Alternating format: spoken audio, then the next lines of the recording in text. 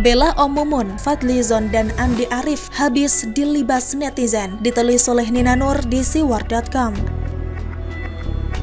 Sebelum kita lanjut, jangan lupa subscribe dan nyalakan loncengnya agar Anda menjadi yang pertama mendapatkan informasi dari jurnal terupdate.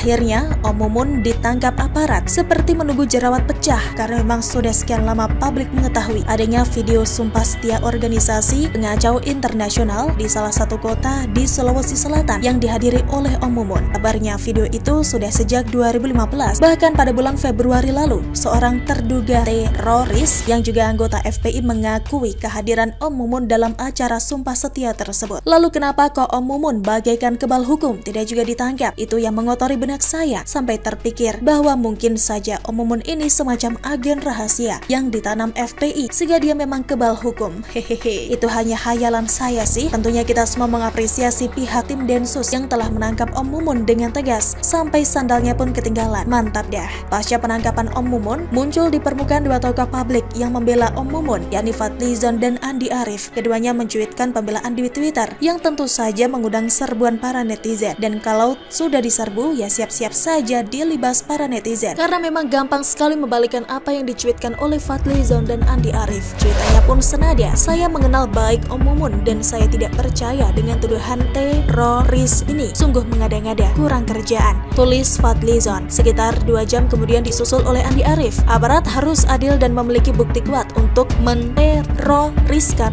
Om Mumun. Jika tidak terbukti harus dilepas. Om Mumun kawan baik saya tidak yakin dia terlibat terorisme. Dia pasti kuat menghadapi persoalan ini. Tugas kita mengawal ini agar ada keadilan, tulis Andi Arief. Sama-sama mengaku sebagai kawan baik Om Mumun dan sama-sama menyatakan ketidakpercayaan bahwa Om Mumun terlibat terorisme. Seorang pengacara yang juga politisi PSI, Wana Salaidit, dengan telak dan tepat menunjukkan bahwa Fadlizon ini sudah tidak pantas disebut sebagai anggota DPR Republik Indonesia yang mewakili rakyat. Soal hukum jangan tanya @Fadlizon sebagai anggota dewan. Mestinya Anda hormati proses hukum yang sedang berjalan. Apalagi ini menyangkut kejahatan luar biasa atau extraordinary berkaitan dengan teror, gereja dan Mabes Polri. Bukan hanya nyawa pertaruhannya, tapi keberagaman kita sebagai bangsa, tulis Mu'anas. Setuju, harusnya ikuti saja dulu proses hukumnya. Pantau saja dengan mengatakan bahwa Fadlizon tidak percaya terhadap tuduhan yang disangkakan pada Om Mumun terkait terorisme. Berarti belum apa-apa Fadlizon sudah membela teroris. Dulu membela HTI juga kan? Juga membela Ratna Sarumpait yang mengaku dianiaya kan? Pantaskah Fadlizon disebut sebagai wakil rakyat? Menurut saya sih sudah tidak pantas lagi. Sontak saja para netizen pun menggeruduk cuitan Fadlizon. Banyak yang mengingatkan Fadlizon pada rekam jejaknya membela Ratna Sarumpait. Yakin gak ngawur lagi? Atau akan terulang kebodohan yang sama? Tulis akun @aikel112629. Anda juga kenal baik sama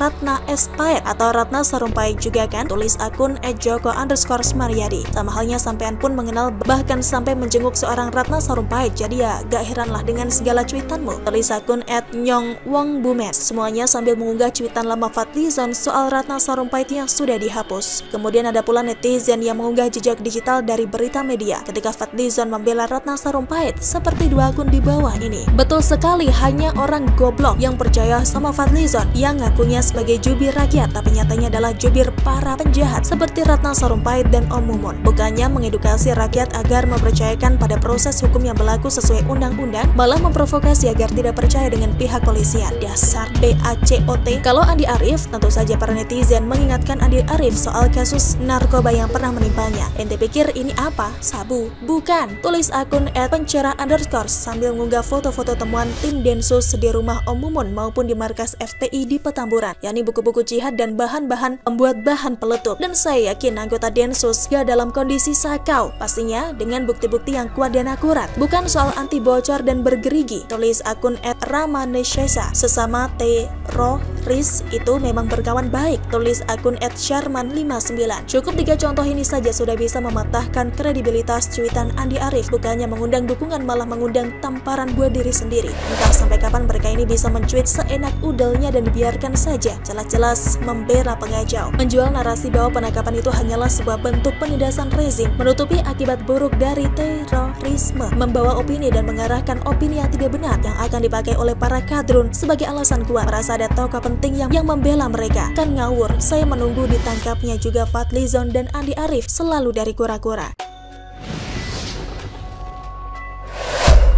Debat panas terjadi, beruntung wajah Najwa Shihab tidak sampai disiram air oleh Munarman, ditulis oleh Ferry Patli di siwar.com.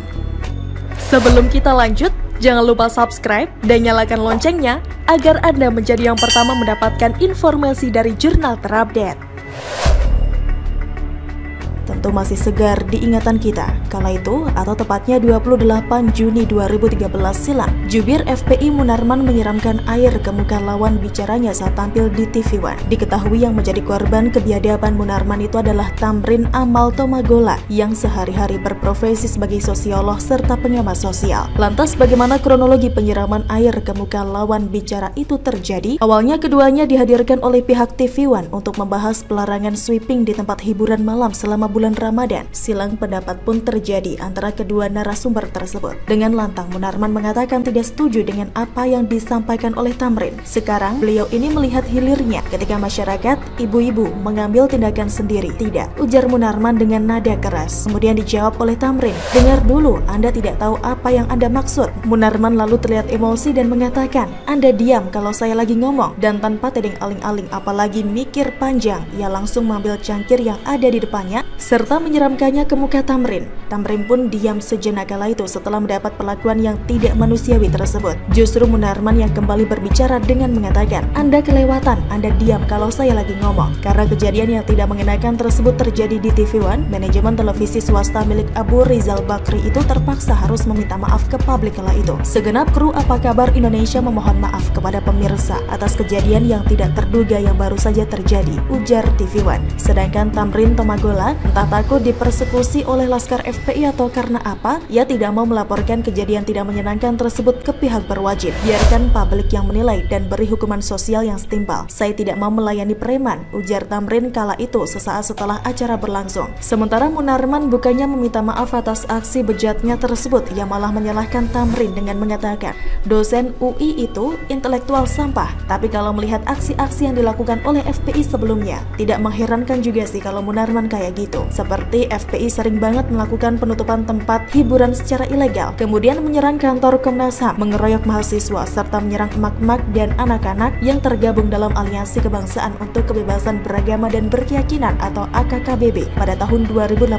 silam di kawasan Monas. Tidak hanya itu saja, kelakuan imam besarnya juga bejat banget, mulai dari menghina polisi, memprovokasi laskar untuk melakukan kekerasan, melakukan chat seks, memprovokasi massa untuk bikin kerumunan di masa PSBB dan turut terlibat menghalang-halangi Satgas COVID-19 dalam menjalankan tugasnya. Jadi, seperti peribahasa guru kencing berdiri, murid kencing berlari. Artinya, apa yang dilakukan oleh Habib Rizik akan ditiru oleh kadrun lainnya. Tapi lucunya sudah jelas-jelas Munarman ini gak berakhlak ketika tampil di media. Masih juga Najwa Shihab, si tuan rumah Mata Najwa, mengundangnya sebagai narasumber di acaranya tersebut. Tidak pelak, Laskar FPI itu pun juga ngamuk-ngamuk di acara Mata Najwa. Lantas, bagaimana ceritanya? Munarman awalnya dicecar oleh Najwa Shihab terkait kehadirannya pada acara di Sulawesi pada tahun 2015 silam. Laskar temperamen itu pun mengaku kalau dirinya tidak tahu menahu soal adanya acara tersebut. Doi mengatakan hadir di sekretariat FPI di Sulawesi dalam rangka mengisi seminar. Keesokan harinya setelah acara seminar selesai, dia ikut acara lagi. Nah, di acara hari kedua itulah acara tersebut dilakukan. Saya tidak tahu, taunya ada itu. Bagaimana orang tidak tahu, ujar Munarman. Namun bukan Najwa namanya kalau tidak panjang akal dalam mengorek informasi. Ia pun bertanya lagi apakah Munarman menyampaikan klarifikasi kepada polisi atau tidak terkait acara itu. Hingga Munarman pun bertanya balik ke Najwa, perbuatan saya diundang, apakah perbuatan pidana? Kenapa saya harus klarifikasi? Itu dulu, jawab Munarman. Nana, panggilan Najwa Shihab lalu bertanya lagi apakah Munarman pernah dipanggil polisi dan dikonfirmasi terkait kehadirannya di acara tersebut. Apakah itu kejahatan? Karena itu bukan kejahatan berarti tidak ada kewenangan pemanggilan itu, ujar Munarman dengan nada yang sudah sedikit emosi. Berarti memang belum dipanggil, tanya Nana lagi. Pasca mendengar pertanyaan itulah Munarman langsung meradang. Berarti Anda minta saya dipanggil polisi? Jawabnya dalam nada emosi dan balik bertanya kepada Nana. Saya bukan polisi, saya cuma bertanya pernah